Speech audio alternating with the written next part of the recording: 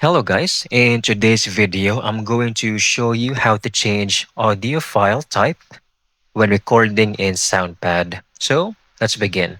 So I'm just going to make this very simple for you, okay? So go to File over here, okay? Go to Preferences. Next, I would like you to choose the option or the tab Recorder, which is the fifth option over here. Now, here which says save has and the default is 4MA. So you do have the option to save this for MP3 or the WAV file type. So for this, I will just use the default audio file. But if you would like to change it without doing or changing this with using other applications, then you may do it right over here. Okay, it will be much more quicker and easier for you. So I hope you found this video very helpful.